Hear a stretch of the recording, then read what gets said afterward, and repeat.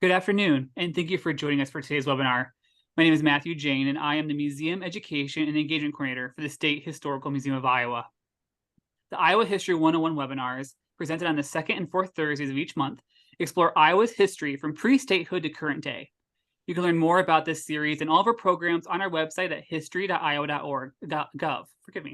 Please remember to sign up for each webinar you'd like to attend, and don't worry if you can't watch live, all presentations will be recorded. Now, today we'll learn about George Herron's turbulent time at Iowa College, now Grinnell College, where he preached and lectured as professor of applied Christianity, doing so as a member of the social gospel movement and on his journey to socialism. Now, a few housekeeping points before I introduce our speaker. Everyone came to this webinar on mute with cameras off. Closed captions are available by clicking the closed caption button on your screen.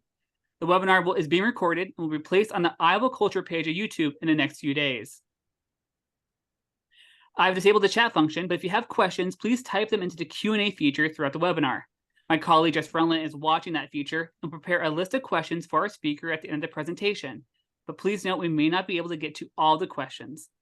Now, I'm pleased to introduce our presenter, Jeff Johnson. Dr. Jeff Johnson is a professor of history and director of graduate program at Providence College, Rhode Island, where he teaches courses on the Gilded Age, Progressive Era, labor history, and the American West. He is also the author of 3 books. They are all read out here: Socialist Politics in the Pacific Northwest, 1885 to 1925, the edited collection Reforming America, a thematic encyclopedia and document collection of the Progressive Era, which received an American Library Association award, being placed on its 2018 list of best historical materials, and the 1916 Preparedness Day bombing, Anarchists and Terrorism in Progressive Era America. He has held or currently holds fellowships at the University of Nebraska, the Montana Historical Society, UCLA, Harvard, and Stanford. And now I'm happy to turn it over to Dr. Johnson to begin the webinar. Great. Thank you so much for that introduction. And thank you to all of you who are tuning in to the webinar. This is a real pleasure to be here and visiting with all of you folks via the State Historical Society of Iowa. It's a real honor. Thank you. I want to give a few other specific thank yous. Andrew Klump, who is at the Annals of Iowa, the editor there, has been a huge help with this project. I also want to thank, at the Historical Society, Jennifer Cooley, who gave the initial invitation, and now, of course, Matthew Jane and Jess Rundlet for really helping with today's presentation and facilitating all of the particulars. One last thank you I should mention is Chris Jones, who is the Special Collections Librarian and Archivist at Grinnell. And one of my research trips out there, he was particularly helpful. And also, I'll give a little hello to some of my students who I think may be tuning in too, which is really nice. So I'm thrilled to talk about this project today with all of you.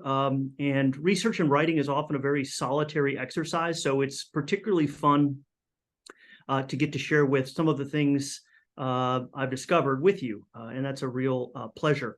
I've been working on George Herron for 10 months, a year or so.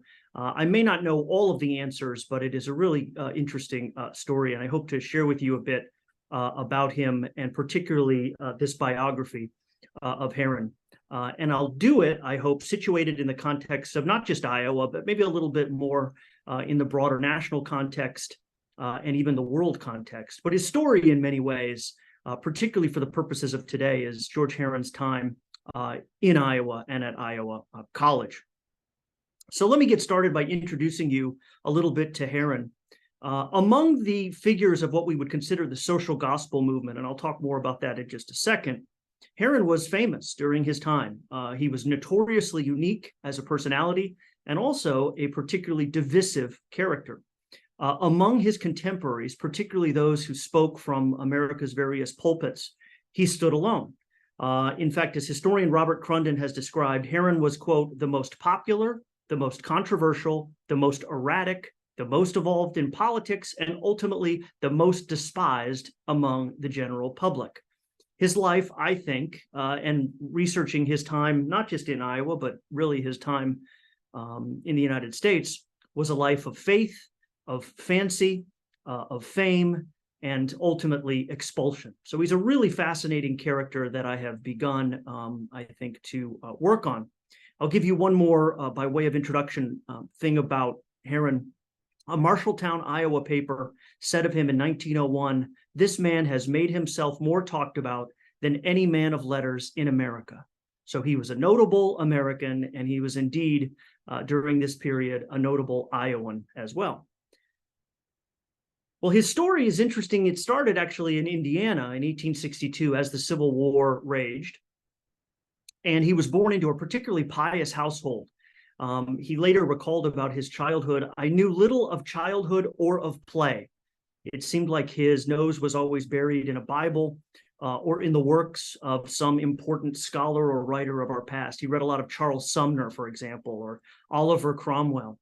He read voraciously in the humanities. It's also recalled by him that he had, by a very young age, finished Bancroft's History of the World. So he was a voracious reader, and particularly a reader in a number of theological texts as well. In his early days, he worked in his first kind of career before going to college as a printer's apprentice. And at age 21, while he was in Wisconsin in college, he met a red-haired woman named Mary Everhard. Her father was a doctor in town. He was also the mayor of the town in Wisconsin where he was living at the time. And they eventually moved to St. Paul in Minnesota. What's interesting about him, and he kind of was down and depressed and certainly not financially successful, is that he started to have this real religious epiphany. And that came specifically in 1883.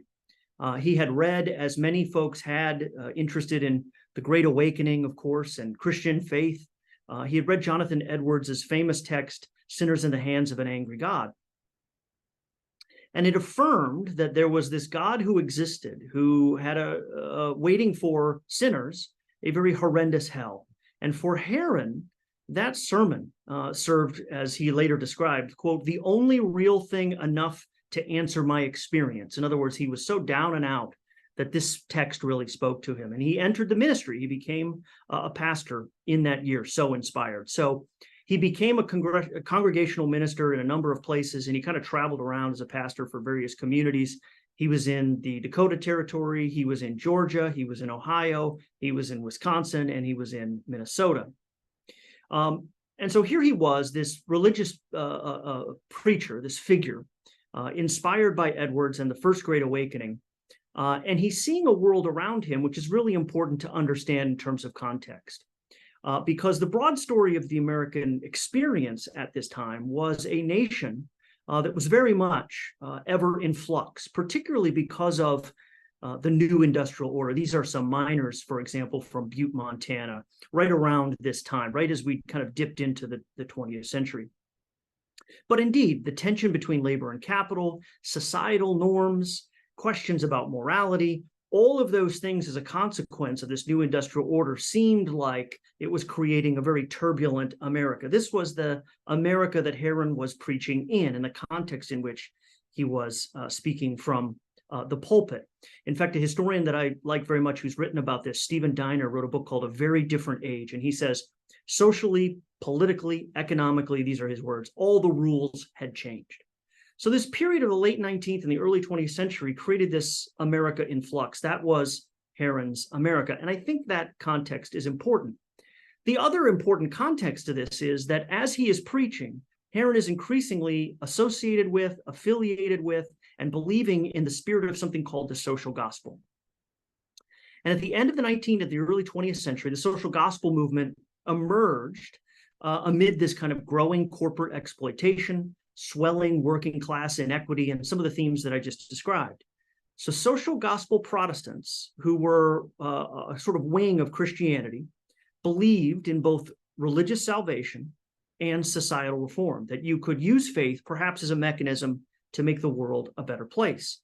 So Christian ethics, they thought, could be the key to solving some of societal problems that seemed to be emerging during this period. Again, social wealth inequity, but also liquor, crime, bad hygiene, child labor, all of those kinds of things perhaps could be solved by a repositioning of faith.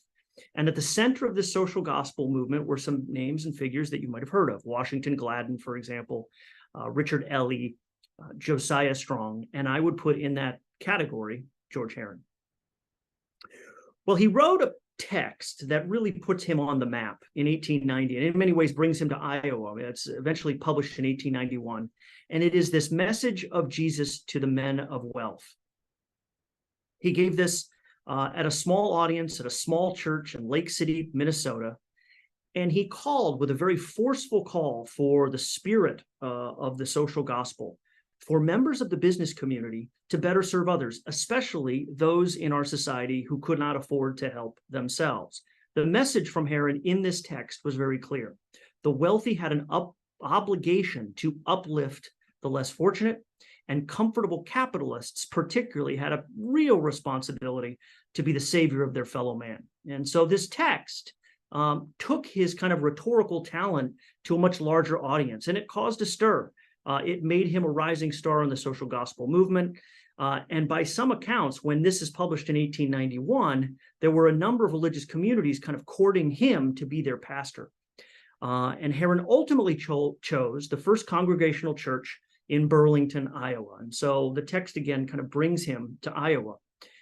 It was presided over by a guy by the name of Dr. William Salter, and Herron was appointed in 1891 as associate pastor. So he moves to Iowa in 1891. With him at Iowa then, and again, preaching in Burlington as the associate pastor, comes this next phase, and this becomes this academic piece, this Iowa College piece. And it all takes place, this unfolding drama, at Iowa College. Of course, it is now Grinnell, but at the time it was Iowa College. And in the same year as statehood, in 1846, the Board of Trustees of Iowa College established the school. So it had been around for a generation or so before Herron ever thinks of arriving. But they had classes in math and classics, and eventually began instruction in 1848 in Davenport. They were never particularly welcome, Iowa College in Davenport. Local city leaders and so on weren't particularly fond of some of the anti-slavery attitudes on campus or some of the temperance attitudes on campus. And more than one occasion, I think they drove a road right through the middle of the planned buildings for campus. So they decided to move. And so this is how they moved to J.B. Grinnell's colony later on. So Iowa College reflected this very antebellum idea of higher education, the so-called old-time college. Colleges were at the time conceived around Protestant values, and this legacy can be traced at lots of our institutions around the country, Harvard perhaps in the 17th century as the best example. And over time, Iowa College's instruction and its ideals were less Calvinist and classical, and more based on science, which was emerging in the late 19th century, and also more rooted, I think, in service and doing good in the community and beyond. At the center of Iowa College was the second president at the time of Herron. His name was President Charles Gates. He was known to be a person of good cheer. He spoke quickly, and he did it all behind what observers called merry blue eyes. And so he was this kind of jovial figure who really brought folks together. And he brought with him from New England, by the way, where I am now, this kind of pastoral temperament. And he really believed very much so in the social gospel and its ideals. He was unequivocal about his aims and his kind of vision for Iowa College. He said, Iowa College will always teach the actual applicability of the principles of Jesus Christ to every department of human life. So he saw that as its mission. And under his leadership, Grinnell grew into a very modern liberal arts college by the 1890s. It boasted a football team and a glee club. Courses in Latin and Greek started to take a little bit of a backseat now to those in the sciences. Gates loved to joke about his time as the president at Iowa College. Quote, you get your best fun on the edge of disaster. He always said that comment kind of flippantly, but little did he know of the controversy that was about to brew on campus under his watch. Well, Gates governed over a small faculty of about 9 professors when he arrived, and he left his mark. He hired a number of new professors, and 14 of the 16 instructors on staff by the end of his time there were hired by him.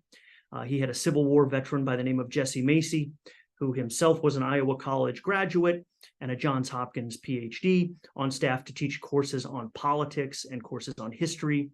In the English department, he had another professor by the name of Selden Whitcomb, who had come to Iowa from Columbia University, this kind of quiet, short in stature poet who taught the courses again in English at Iowa College. But back to our figure, of course, of George Herron, who was preaching in Burlington.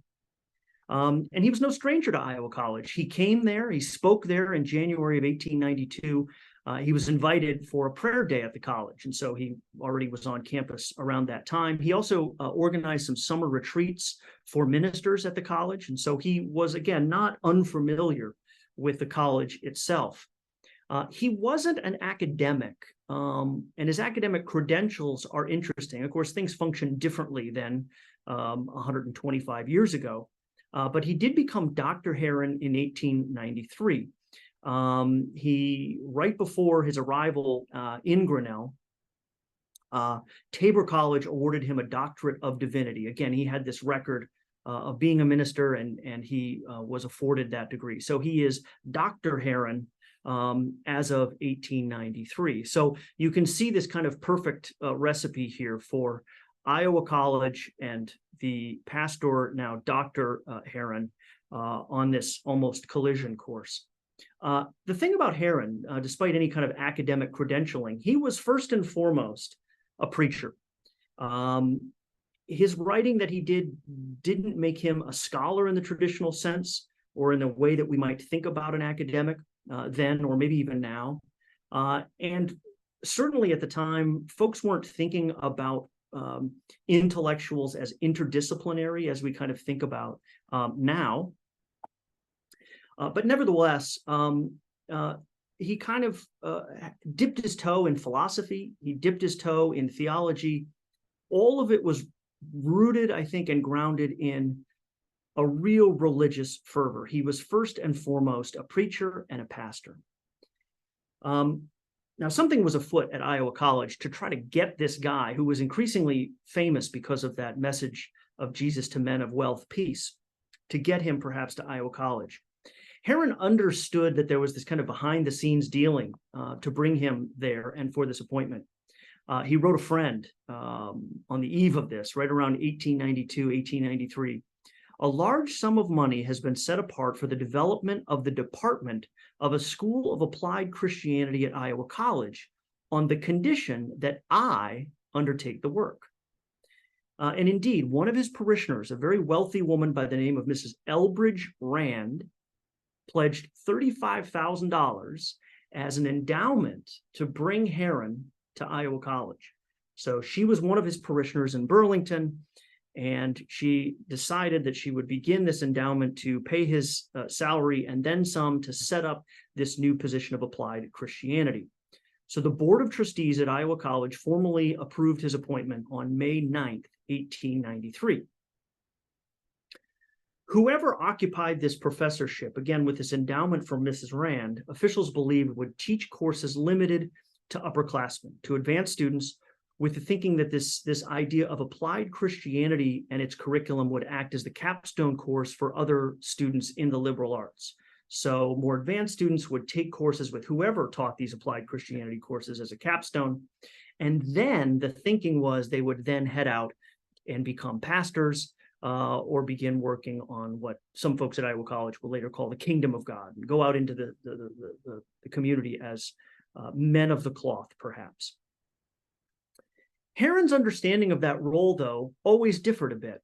And he often thought, and I think this is true from the start, that perhaps his position at Iowa College could bring him a wider audience. The chair of Christianity, he wrote, opens the way for me to speak to the church at large. And so again, while clearly not the real intent of his position at Iowa College, he saw it as an opportunity to spread his message and what becomes known as Herronism. So he saw it as a platform. He could then become a professor, he could travel, he could speak, and he could get out into the broader country to speak and spread his ideas. After all, his lectures, his speaking, his lecturing, all kind of reinforced what Gates and Iowa College thought of in terms of the leanings of and teachings of the social gospel. So Herron felt pretty empowered to deliver on that mission and this spirit of the social gospel. And so with little to govern how he taught or what he taught, he was very purposeful in the classroom. He brought that sensibility of being a pastor to this new professorate, to the classroom. He believed that he should interpret Christianity as it really is, he wrote, and interpret human life and institutions in light of the Christ life. So he sees his time as a professor as one, an opportunity to spread his social gospel thinking to not just the campus, but beyond. And then also that his fundamental focus is to speak and spread the word about Christianity, again, on campus and otherwise. Well, he was enthusiastically welcomed to campus after the Board of Trustees approved his appointment. President Gates enthusiastically welcomed him. So Herron arrives on campus in 1893. He's 31 years old. And again, as the head and as the key professor in this new department of applied Christianity, again, thinking here that very much in social gospel ways that Christianity could be applied to the broader community and social problems and so on. So he is now in Grinnell, and he lives at this home, which is at 1217 Park in Grinnell, this really kind of ornate Italianate style home, and constructed in 1880. So it was a pretty nice home for the time. And he lived there not long after his appointment, certainly by 1894. His secretary, Miss Helen Clapp, lived there, as well as did another colleague, Henry Parsons. But it was a pretty fancy house for its time. It had running water service installed, I think, the second year that he lived there, and so on. And the owner of the home was Carrie Rand, who was the daughter of the woman who had endowed the position. And so the Rands have a lot of money, and Carrie Rand, the daughter of Elbridge Rand, seems to have a curious relationship with George Herron while on campus. And if you're paying attention, you also remember that Herron is married. And so we'll return to that story in a little bit. But this is the house. And today, if you are on campus, and I'm 90% sure of this, you can correct me if I'm wrong, but this house, kind of looking at some of the architectural records, I think it got moved, but it today serves as part of the Grinnell campus as the Russia House. Grinnell has a number of houses for students taking certain languages, and so they can live together. So this is the Russia House today, I believe, I'm pretty certain, today at 1311 Park in Grinnell. Well, he wasted little time making his mark on campus. President Gates acknowledged after only a few months that Herron had taken, quote, strong hold of the campus. And indeed, Herron built this applied Christianity program. He even added a graduate program so you could get a degree beyond the BA. He increased the number of classes that students could take and even hired more professors. He focused on his work very doggedly. He was also a very prolific writer, not just at his time at Iowa College, but throughout. He probably wrote 20 to 30 pamphlets and books and texts and those kinds of things. But he was described, as he kind of took his hold of campus, as, quote, too intense to ever be humorous. So unlike somebody like Gates, he was very focused on his work. It's hard to say that he had a great sense of humor. He was very, very focused on his mission, on teaching, and the gospel, and his faith. Few could doubt, though, the efficacy of this new professor on campus. His lectures were deemed, quote unquote, electric. In fact, when he first arrived on campus, he gave all of his lectures in the chapel because it was the biggest space on campus that could hold the most students. In other words, they just couldn't put him in a smaller seminar room. There were just too many students who wanted to come to his talks. So again, I think it speaks volumes to the fact that the campus's largest space is dedicated to Herron. And it is in those lectures that he starts to really articulate his vision of not just Christianity, but maybe Christian socialism. And it allowed him to really teach unencumbered. Again, he has this position. There isn't a lot of governance about what he is to teach or how he is to teach. So he starts to focus his courses around different themes. One of them is called the philosophy of Christianity. One of them is called the literature and organization of Christianity. and another course is called Christian Sociology. But really, for all intents and purposes, all of his courses focused on Christian socialism. Central to his pedagogy and his teaching and so on was really just to challenge paradigms, to challenge conventional thinking. He wanted his students to think creatively and so on. So there were lots of things that he took on. He took on, of course, big business, and this is how he starts to arrive at perhaps notions of fairer distribution of wealth and socialism. Again, still married to Christianity, of course, but that's partly why he arrives there. He's critical of organized church and faith because, of course, that becomes a distraction to actually believing in God and following Jesus. Instead, we get caught up in the institutions of the church. He's critical of that. He's also critical of the institution of marriage. He says, I do not believe that the present marriage system is sacred or good. I believe that union is made by love alone, and it is terminable at the termination of love. Love marries us, and as long as our love lasts, love will keep us together, was his thinking on the institution. But one Grinnell town chronicler claimed that Herron had indeed, from the pulpit, from his lecture podium, a, quote, certain hypnotic power, reminding one of a Svengali. He was very, very enchanting to his students and to those who listened to his talks. He would stand up at the campus lectern, ever kind of slender and slim. He had this dark black hair that you can see on the image here, very pale skin. And again, he just railed against traditional institutions like marriage, like the wealth inequity, other social and moral problems, and so on. Even his largest critics admitted that his talks on campus didn't amount to that much that was objectionable. And while they said he did, quote, preach crazy theories about property, because he is thinking about maybe redistributing property and wealth and those kinds of things, nevertheless, to observers, he was mostly thought of, and this is the word folks used in town, harmless. But his arrival on campus didn't mean universal embrace. Indeed, according to one Iowa paper, this was in Denison, Iowa, it said about Herron, he is not without friends, but his opponents are not less numerous. Again, he's a complicated person. We heard he doesn't have a great sense of humor. And indeed, he could be often very focused on his work. He could be very prideful. He could be very impatient as I kind of look and read the sources. And I think during his time on campus, those qualities swelled for sure. So he was not a particularly easy person to deal with, that's for sure. And by his second year on campus, as we headed into 1895 at Iowa College, there was a committee of 5 professors who started to raise questions about Herron's activities on campus.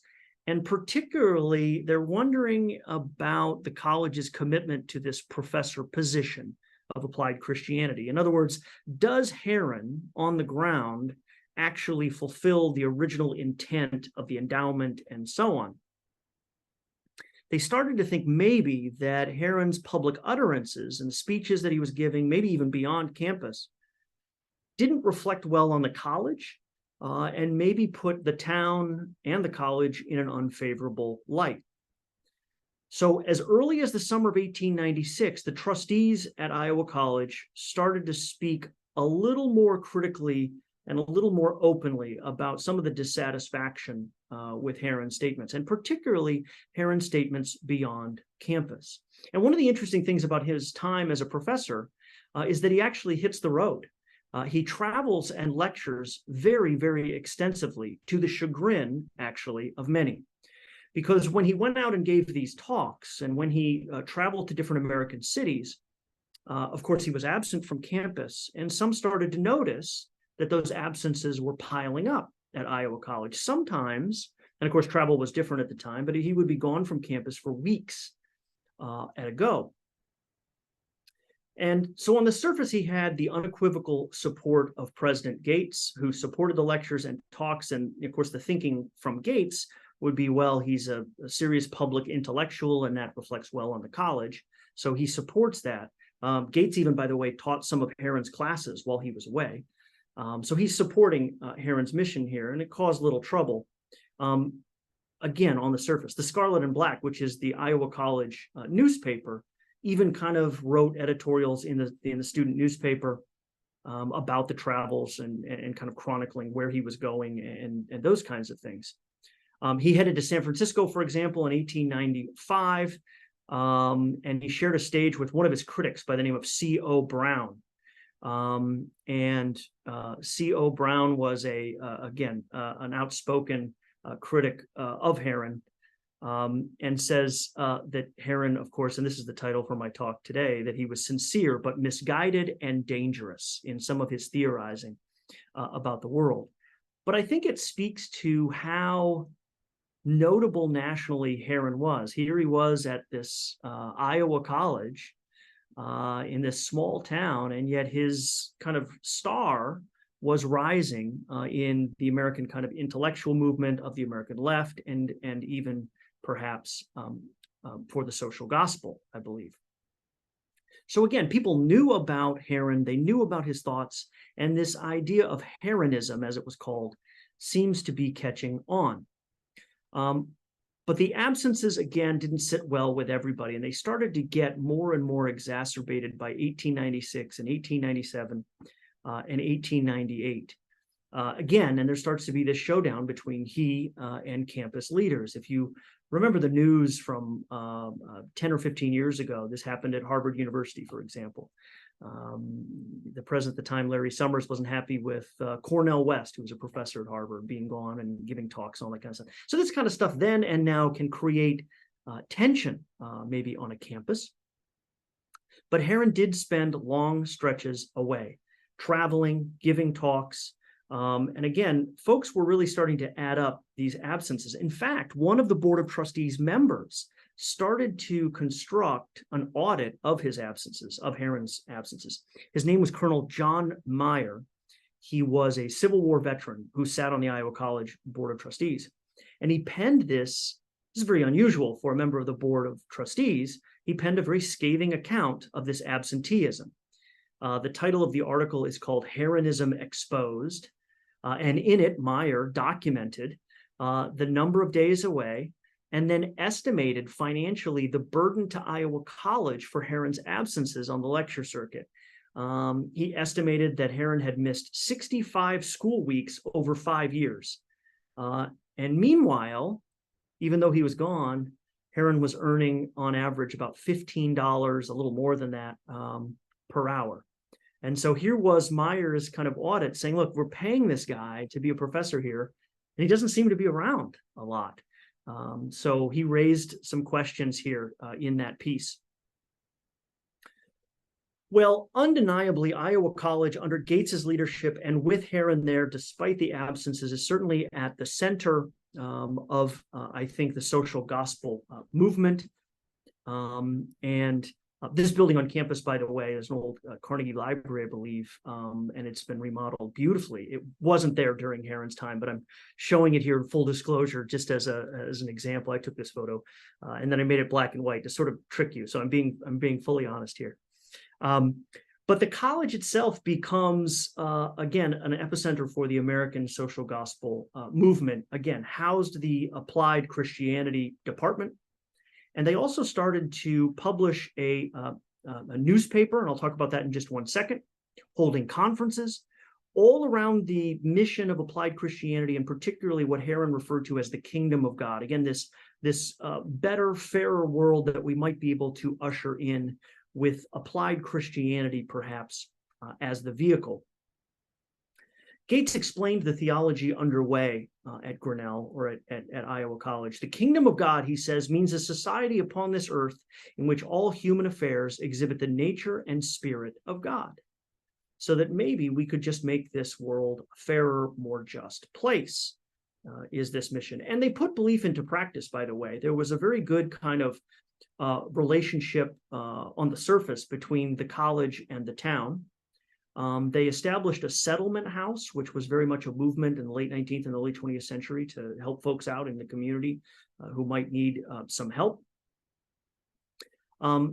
And again, this town-gown relationship is a little murky because others, even though they set up the established this settlement house to help folks out, there was other folks in town who speculated perhaps that Herron did very little to acquaint himself with the citizens of the town, that there was this kind of separation. So it depends on the sources that you read. But nevertheless, the kingdom of God is the mission at Grinnell. The social gospel is the focus. Herron is the messenger.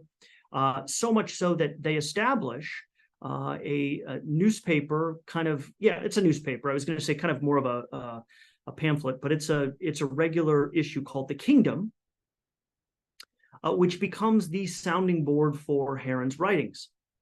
They started to publish it, and it is distributed here. And in fact, on this image that I'm showing you here, you can see Herron, perhaps not so humbly, putting a picture of himself on the front page here of one of the issues of The Kingdom. Again, a weekly exponent, as you see here on the masthead, of applied Christianity. So The Kingdom becomes the paper, the official paper, if you will, of this movement. Well, the editorial board of The Kingdom, again, out of Iowa College, is a real who's who of social gospelers of the time. They included John Bascom, who later became the president of the University of Wisconsin, John Commons, who was a famous economic historian, also at Wisconsin, was on the editorial board, and then Josiah Strong, who was a very notable 1890s minister and pastor who wrote a number of influential pamphlets of the day. Probably most famous is one called Our Country. So again, it was a who's who of notable folks on the board. And Herron's kind of preaching and his approach on campus brought even other visitors to campus. And so because he was at Iowa College, it meant that notable folks came. Henry Lloyd, who was a important figure of the time, he wrote a famous book called Wealth Against Commonwealth as a criticism of unregulated capitalism. He came to campus. Maybe even more famous was a guy by the name of Samuel Jones from Toledo, Ohio. He was the mayor there. His nickname was Samuel Golden Rule Jones. He was a socialist, and he really very much kind of was aligned with the way that Herron thought about the world. So he came to campus here in 1899 as a speaker, again, and also as a municipal socialist. And I could talk more about municipal socialism and all of that stuff if you are interested. Even, by the way, I should say, as this kind of intersection of faith and politics is starting to emerge, maybe with Golden Rule Jones, Herron's name was bandied about as a potential political candidate as well while he was in Iowa. It was particularly the People's Party or the Populist Party that started to think of Herron maybe as a potential candidate. They threw his name around in 1893 that maybe he should run for Congress. They threw his name around again in 1899 that maybe he should run for governor of Iowa. He never does, best as I can tell from any of the evidence, but he was notable enough that folks thought of him perhaps in that light. So he's still at Grinnell. There's still, or at Iowa College in Grinnell, and he's still kind of this, I think, beacon of the social gospel movement and the kingdom as this mechanism. And as you may have mentioned, I mentioned a number of minutes ago, a person by the name of Carrie Rand. And this is Carrie Rand here. Well, she's on campus and had been the daughter of the benefactor of his Applied Christianity endowment. She also owns the home that he lives in. But it is very clear to observers, and again, I'll remind you that Herron is married to Mary Herron. It's clear that their relationship and the relationship between Carrie Rand and George Herron raised a lot of eyebrows. She's serving at Iowa College, essentially in a position analogous to the Dean of Women. She served as an instructor on campus in social and physical culture. Again, kind of this, we would consider the principal or the dean for women at the time. She helped fund a gymnasium on campus, which she names after her mother, again, who had some means here as well. But she's increasingly referred to as Herron's companion on campus. And she's also very wealthy, with a fortune estimated to be around $1 million in the 1890s. So they have this relationship that clearly isn't a secret per se, and it goes on for several years. They even traveled to Europe at one point in 1900 with her mother, and there is no Mrs. Herron or none of their children in tow. So it's a very curious relationship. And I think it is at this point that things really start to unravel at Iowa College. The Manchester, Iowa Democrat deemed Herron at the college by 1897, 1898, persona non grata. The paper started to notice not just the absenteeism, but also perhaps Herron's reputation, not just in Iowa, but nationally, wasn't bringing great favor to the college, and also, frankly, was costing the college money in endowments and donations and so on. Folks said he was overpaid for the work that he actually did. It was coming at a cost, and there were started to be estimates that maybe the college lost between $250,000 and $350,000 in potential endowment, in potential donations to the college. And there is some question about whether or not Herron's reputation as a radical, some of the things he was saying in lectures or in sermons brought him into disrepute, or if it was the relationship with Cary Rand that started to bring him into disrepute and so on. Either way, one of the editorials, as this started to kind of bubble over, said, "Surely the Rockefellers and men of their class no doubt stand ready to pay for the overthrow of the professor." So it's almost as if there might have been some fat cats in the country, some people with wealth, who, of course, Herron was most critical of often, who might have in their pockets money willing to be spent to unseat him as a professor. So there's a little bit of a conspiracy here at the time. But he was very much ostracized on campus increasingly by the second half of his time here, certainly by 1897 and 1898. It didn't help, as I mentioned, that he was really dog-headed. He was just a difficult personality. He was described in another source, and it gets worse as this unfolds, as authoritative, as caustic, with a combative self-assurance. He very much had a large ego. And again, he's just continually kind of in trouble. He gives one more of these talks. This time he goes to Chicago to fill in for a pastor there in 1899. And from the pulpit, he just wowed the audience. They were kind of aghast at just how openly he could talk about socialism. It was deemed as extreme. People back in Iowa hear word about this. There's an article in the paper that says his tongue is too free.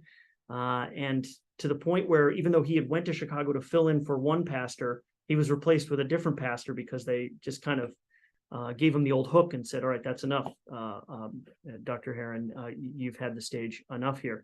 And he stayed in town and he gave some other talks in Chicago.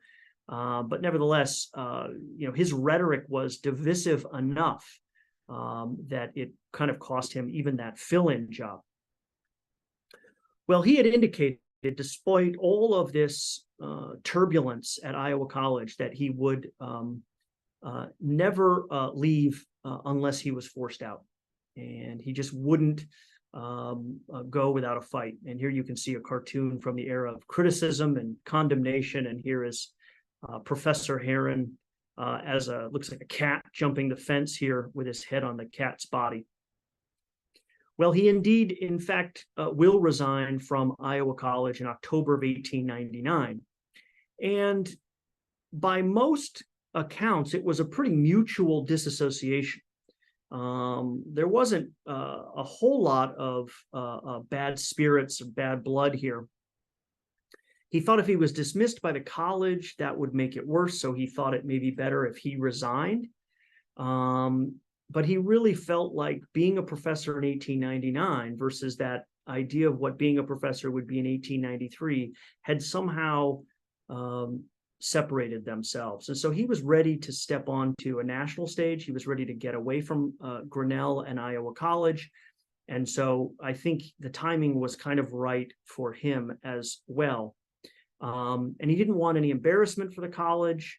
So he was careful here in his letter to just openly resign. The town and gown relationship was still kind of on full display around the time of the resignation.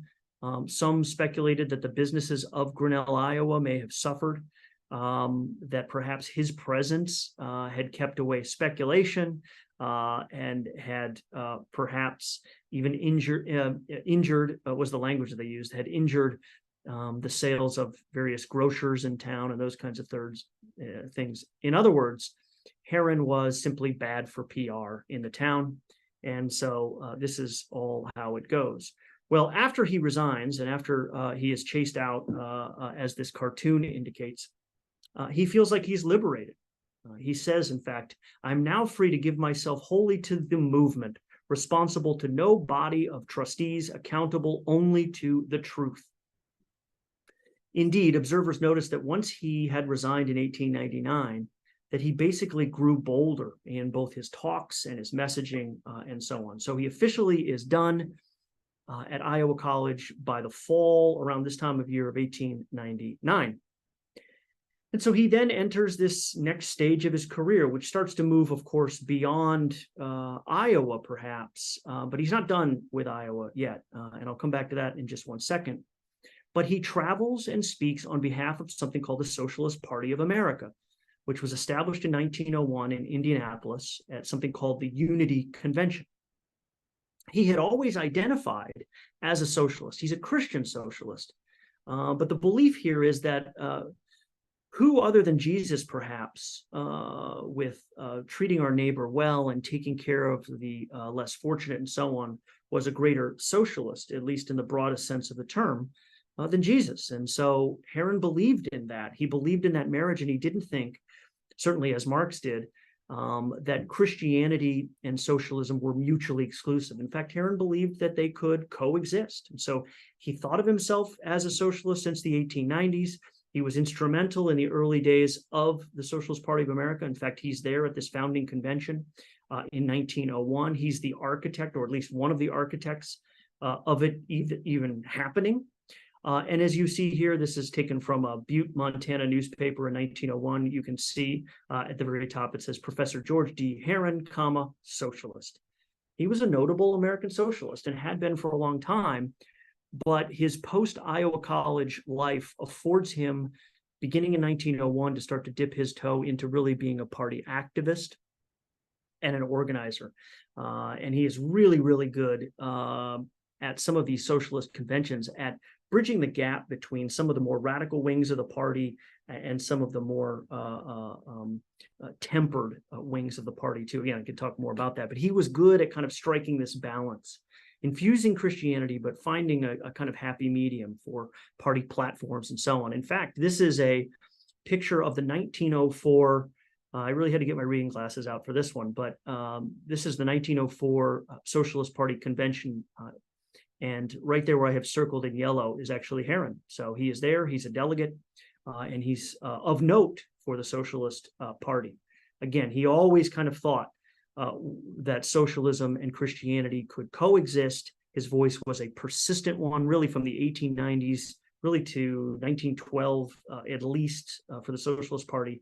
And he helped to articulate a party that actually embraced Christianity. And so it's a really fascinating development. He even wrote a regular column for the International Socialist Review, which was published out of Chicago, called Socialism and Religion. So he was a voice there. One more thing about Iowa before he formally leaves the state, and that is in 1901, his personal life took a turn. And this won't surprise you given what I've talked about, but it was in 1901 that his wife, Mary Herron, files for divorce. And so the case is held in Algona, Iowa, in 1901, and Herron is charged by his wife for essentially desertion and gross negligence of both Mary Herron and their children. And so the case happens in Iowa, in Algona.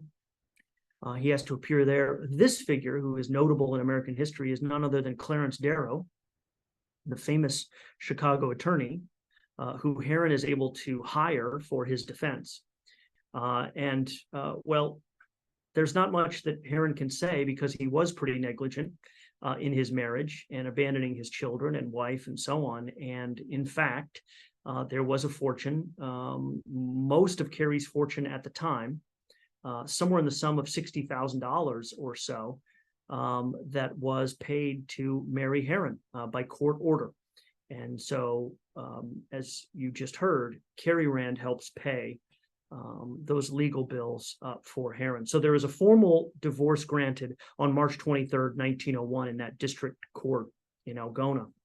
By the way, critics of Herron saw this as the downfall of Herronism. They sort of delighted, and they loved that this made Herron a little bit of an exile and so on. 2 months later, I will tell you that George Herron and Carey Rand marry in New York City. They get married. And they were very, very purposeful in making it a non-traditional union. They did it at a friend's house. They didn't have traditional wedding vows and those kinds of things. And they did it purposely to demonstrate what they said was the equitable, non-coercive nature of their union. So they, in fact, get married. So there's a quick postscript about Herron and his life after Iowa. He and Carey moved to New York City briefly. They will live in Europe at a couple of stints. But they moved to New York City first, and they established something called the Rand School. Again, another pot of money from Mrs. Rand, from Carey Rand's mother, to the sum of about $200,000, and set with the specific agenda in 1905 to establish the Rand School of Social Science. And there were lots of these kinds of colleges in the country at the time. We would have called them labor colleges, but it was basically an opportunity for rank and file ordinary workers to get exposed to union organizing, how to train workers in those capacities and those kinds of things, read perhaps in some labor theory and so on. So the Rand schools, established in 1905, they don't directly run it from the start. They certainly have a hand in it. Herron teaches some courses and so on, but they're not in New York City for the long haul. Again, they move to Europe, and when World War I breaks out, and this is a very curious moment, despite most socialists in the country who were always critical of war, because if you really take Marx seriously, all wars are capitalist wars and so on, Herron actually supported the war effort. He thought that the world would not be a good place if the Germans won.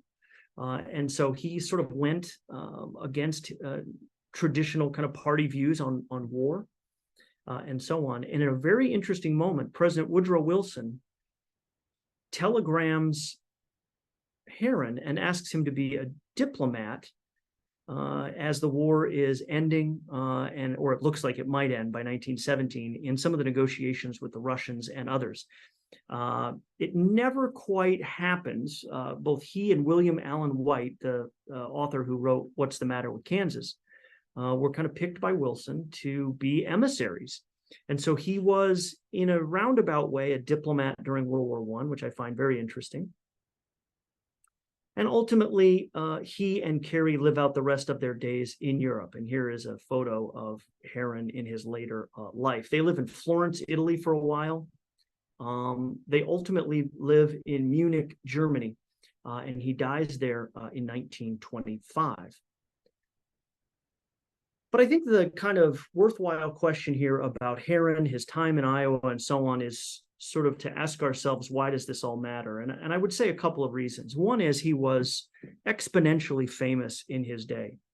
And I would also say that he is woefully underappreciated. The historian Albert Fried said, "It is a pity that no study has ever been written of Herron." Fried wrote a pretty famous book on American socialism.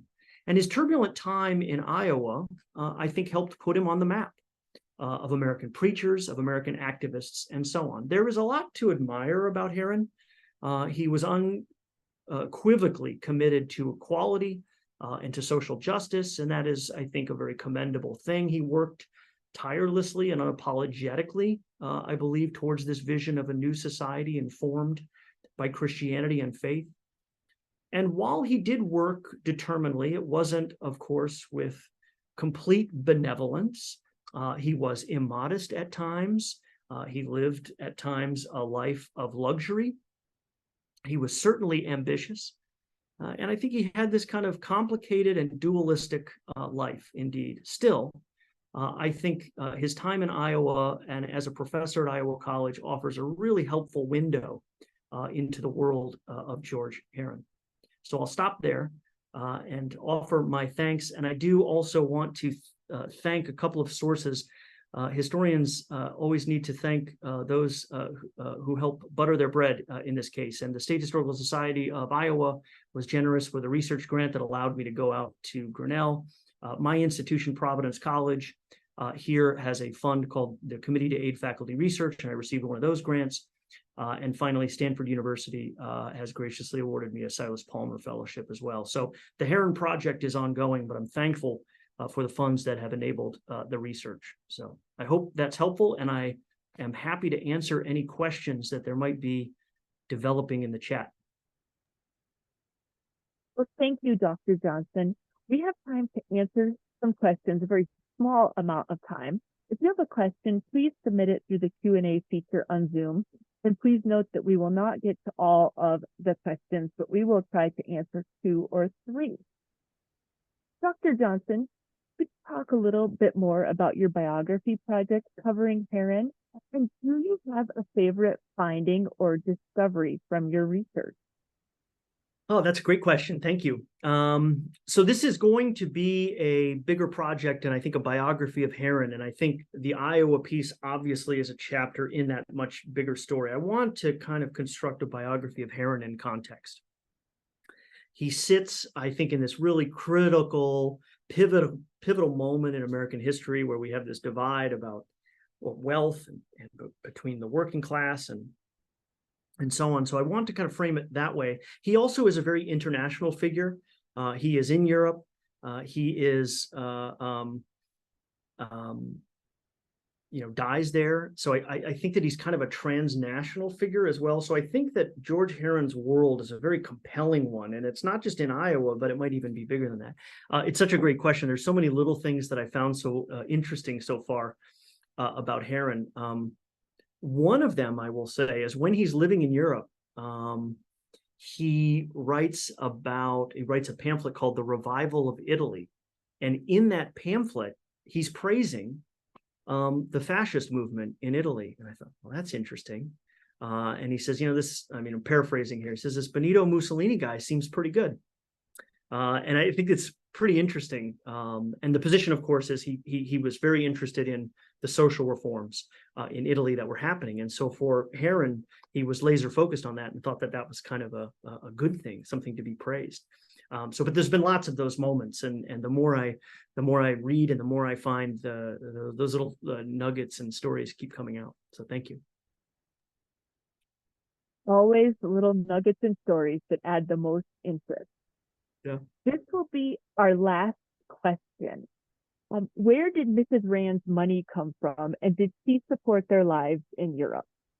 Yes, absolutely. It was either construction or furniture business, and it's not clear. I've looked at a couple of sources there, but it was family money from a generation of business enterprises in Burlington. And so I need to do a little bit more digging to nail that down specifically.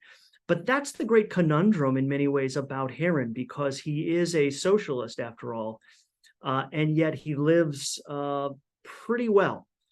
He lives a rather luxurious life, not just in Grinnell, but certainly in Europe and elsewhere. And the source of that, I think, lifestyle probably wasn't entirely from being a professor. I can tell you that firsthand. So I think that the family money really enabled him a lifestyle that was complicated and at times pretty luxurious. And, if you read the sources, he would go to Europe for a week or two because he wasn't feeling well or he had some health problems, and then he'd be back, and then he'd be going back to Europe and so on. So that money went a long way in funding their life together. Oh, when they got married, I'll say one more thing to answer that question. Carrie's mother basically gave them another endowment to set up a farm in New Jersey, which is what they did. So they got married in New York City, then they set up a kind of like a communal home/farm in New Jersey. And that, again, was funded by Mrs. Rand.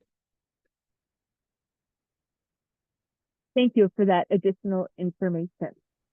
And with that answer, we will bring this webinar with Dr. Johnson to a close. Thank you to everyone for joining us today, and we would like to extend one last thank you to our presenter, Dr. Johnson. We hope everyone will sign up for the Iowa History 101 webinars that take place on the 2nd and 4th Thursdays throughout the year. There are many great stories to tell in the upcoming months.